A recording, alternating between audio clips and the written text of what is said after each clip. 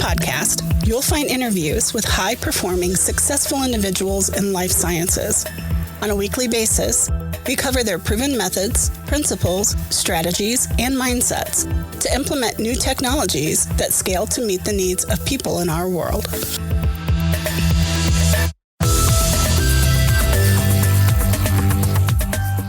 Today, I'd like to welcome to the show Dorie Clark. Dorie's been named one of the top 50 business thinkers in the world by Thinkers 50 and was recognized as the #1 communication coach in the world by Marshall Goldsmith Leading Global Coaches Awards. Clark, a consultant and keynote speaker, teaches executive education at Duke University's Fuqua School of Business and Columbia Business School. And she's the author of Entrepreneurial You, Reinventing You, and Standout, which was named the #1 leadership book of 2015 by Inc. magazine. A former presidential campaign spokeswoman, Clark has been described by the New York Times as an expert at self-reinvention and helping others make changes in their lives. A frequent contributor to the Harvard Business Review, and she consults and speaks for clients including Google, Microsoft, and the World Bank. So today on the show, I'd like to welcome Dorie Clark. Hey, Don. So glad to be here. Thanks so much. First of all, I wanted to provide a little bit of context for our listeners. So in life sciences, I feel like we have just really brilliant people that oftentimes are needing to convey an idea. I really think that a lot of your materials really would help a lot of different people with conveying their ideas. The one main reason why we should care about this is that from a scientific perspective, if ideas die in the valley of death, if companies can't communicate their idea, essentially that could mean that the next COVID test isn't available for us or the next drug isn't available for us. And so as human beings in general, I think it's an important sort of thing. And so with that, I really welcome you on the show and look forward to diving into this a little bit deeper. Thank you so much. That sounds great. So given all your work around communicating the overall, stressing the idea of somebody's thoughts, where would you start? Where would you maybe start from in getting down to the basics with getting your idea across to people? Ultimately, when it comes to getting your idea, we all know that increasingly we are in a world that is a lot more focused on persuasion and influence than it is about any kind of top-down command and control. And so the real question is, how can we frame our ideas in a persuasive way? How do you actually get it heard through all of the noise and make yourself a credible messenger for it? So I think there's a few things, Don, a few levers that all of us can pull. One of them is, of course, the question of social proof and making sure that we are somebody that looks like a credible messenger. And in some cases, it might sound silly to people. Why do I have to worry about that? Isn't this about the quality of the idea? And yes, it is. But also, people are inundated these days. They are just not likely to pay attention if it doesn't come from a source that they can very quickly perceive as being reliable. This is why people publish in Nature or Science. This is why people have brand name affiliations. This is why they are part of professional associations. That does help. Another thing is creating content. And I specifically use content as an agnostic term because there's lots of ways to get your ideas out there. It could be speaking about it. It could be presenting at conferences. It could be doing lunch and learns within your company. It could be writing blogs or being on podcasts or hosting a podcast like yours. But somehow we have to make sure that our ideas are getting currency so that other people can actually hear them so they can take action. And then the last part is actually about your network, because ultimately it is very hard for one person to adequately convey something in a way that it can take root and actually create enough of a ripple so that people and society take note. And so this is why we need to be building relationships inside your company, outside your company, inside your field, so that when you have an idea that's worth spreading, you have a network to spread it to. And the additional advantage is that those people, as you're developing it along the way, can actually help you refine it and make it even better. That's great. Just to dive into the social proof a little bit further, you publish quite a few articles in a lot of areas. And one interesting thing to me is that one of your articles actually appeared in Life Science Leader magazine, having things cross-pollinate, is that also important in addition to maybe your mainstream scientific journals and things like that? Yeah, absolutely. I think you raise a really important point, which is that for all of us, depending on who the audience is that we want to reach and what our goal is, we need to be thinking about the T-shaped strategy, to use a term that gets thrown around in psychology sometimes, which is that if you can literally picture a letter T, there is a sort of long spike, and that is where the bulk of your expertise is. So maybe in my case, I'm publishing in business journals. I publish a lot in Harvard Business Review or in Fast Company. In the case of folks who are scientists, maybe it's that they're publishing in scientific journals, and that is great. But if that's all you do, you are fundamentally limited to the people who happen to be coming across it. If you also want to be successful in a broader sphere or have more influence in a broader sphere, it's not a bad idea to think about the bar at the top of the T, which is how do you take that expertise and then spread it to other areas? And so making incursions in different industries or different publications can be helpful, as was the case when you discovered my writing in Life Sciences Leader magazine. Thank you for that, Dorie. In terms of, if I start with the audience, all of the initial sort of things that you covered so far about the audience or the recipient, and the next part is about really the idea. And how do we break down our big ideas and make sure that our receivers are the ones who also can interpret the idea? And the one thing that really replays routinely in my mind is one particular CEO used to oftentimes tell me, I want to democratize my test into healthcare or life sciences. And it's a great thought, but then does the word democratize translate to everybody? Did they really understand what that means? And so he would say, I really want to get my test to everyone that needs it when they need it.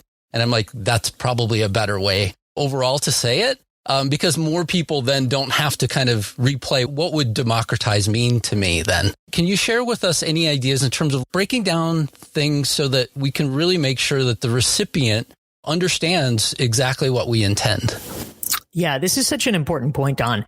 And something that's a mantra in the world of marketing and sales, and I'm sure in the life sciences world as well, people are aware of this, but I think for many humans, it's just hard to operationalize it, is the mantra that you need to sell the benefits and not the features. And specifically what this means is that it is really easy for people that are enmeshed in a certain world to talk about, oh, it does this and it has this and and you can tell people all about the different pieces. If you're selling cars, it's, oh, it has these amazing tires and this amazing V8 engine and, oh, look, this and this. But what does it get you? Why? And similarly, if we're talking about life sciences or pharma or something like that, it's very easy to talk about all of the various pieces and get caught up in talking about how it was developed and the particular molecules and combinations and things like that would be extremely meaningful to a technical audience. But once we get just a little bit outside that orbit of people who are not familiar with the minutiae, we have to really be hammering home, why bother? What's it for? Why does anybody care? What difference does this make when we talk about something that has an X improvement over something else?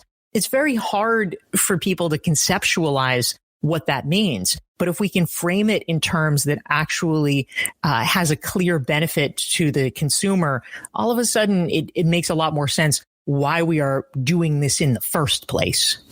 Yeah, absolutely. And the whole thought behind this is, one, to get people to invest in your science, but to buy into it on the back end as well is just as important in terms of getting that buy-in. So thank you for that. It is really critical.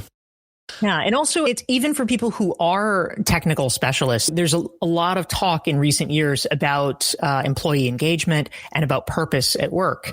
And if people really are able at a deep and visceral level to understand the impact that their work is having, even if they're only contributing to a small and tiny sliver of it, it often dramatically enhances their motivation, your ability to attract top talent. because even if they're doing the world's most boring thing, they're doing it for a cause greater than themselves.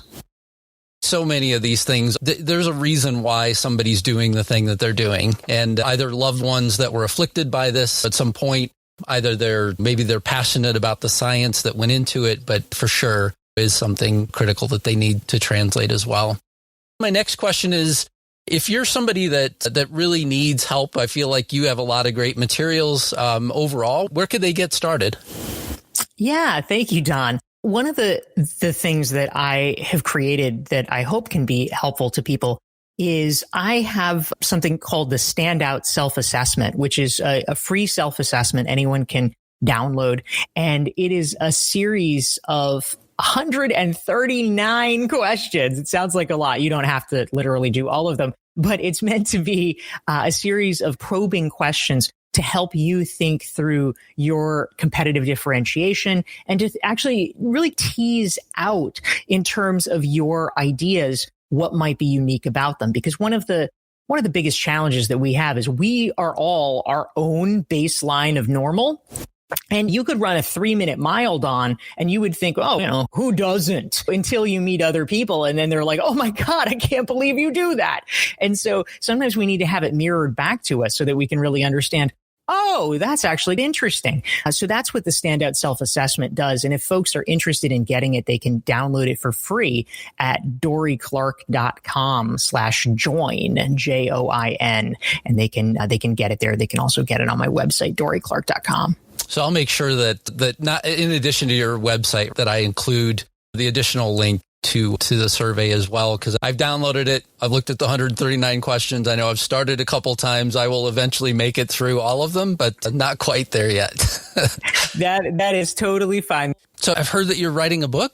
Any expectations in terms of when we might see it come out, or anything that you can share with the audience on your new book? Yeah, thanks, Don. My new book is going to be coming out from Harvard Business Review Press. It is probably going to be fall 2021. We have not set a firm date yet, but that is the approximate date.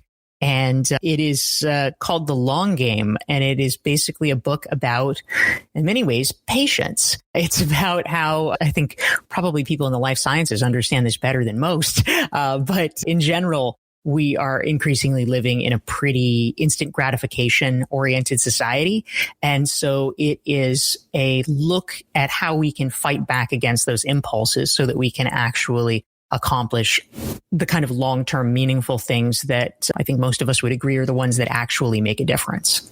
Excellent. I look forward to it. I'll grab a copy as soon as it comes out.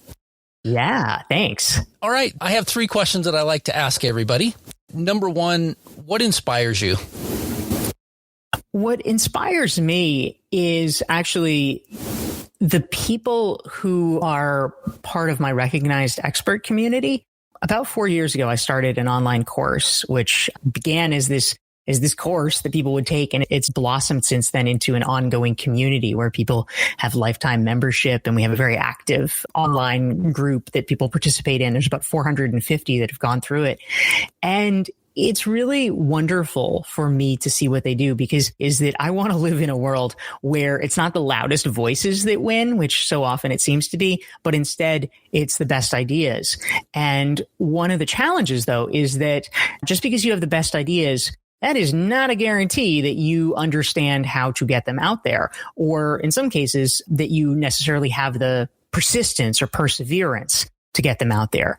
And so I really admire the people who are part of this community. And over time, it's really become this kind of wonderful oasis online and in the world of people cheering each other on and supporting each other in the process of trying to get their ideas heard and trying to really make a difference. And I find that quite meaningful. How about what concerns you? So right at the moment, we're having this conversation in late September. I would say my most immediate concern is the possibility of civil unrest around our elections. I live in New York City, and not that far, 10-minute walk from City Hall, where over the summer there were a lot of protests, some of which were rather aggressive. And I think that depending on how things shake out, there is the possibility that there just may be a lot of strife going on. I think probably like most of your listeners, I'm a big fan of democracy and I want things to go smoothly, but I am trying to be thoughtful and to war game possibilities if in fact it does not. Who knows after the elections what could possibly happen. So thank you for that. And then lastly, what excites you? What excites me, I early in COVID, there was a lot of talk about people having COVID hobbies. And for the first couple of months, I was just like bitter because I'm like, who are these people? Who are all these people like learning Italian and playing the ukulele? Because I am busier than I have ever been. I was like out of my mind trying to pivot my business, trying to pivot my business model, just desperately scrambling. And thankfully, things have been very solid for me during COVID. Ironically, it's crazy to say because there's been so much disruption and so much suffering among so many people. But in my particular case, it's actually been the best year I've had financially, which is crazy. But a lot of that came from madcap contortions that I had to do in March and April. So it's been very busy for a long time. But I did reach a point finally where I felt like I had my arms wrapped around things a little bit better. And I decided, you know what? I want a COVID hobby. So I started taking ping pong lessons, Don, and every single week, for the past now 5 weeks, I've had a ping pong lesson. I am definitely improving. Before long, I'm going to keep it up and hopefully I will become a bit of a ping pong ace. That's funny.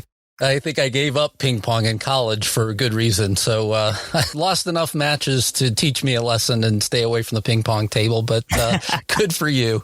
So thank you so much, Dorie Clark, for being on. I greatly appreciate your time and thanks for all your contributions in terms of your writing and your classes and everything else. I greatly appreciate and have enjoyed following you. So thank you for that.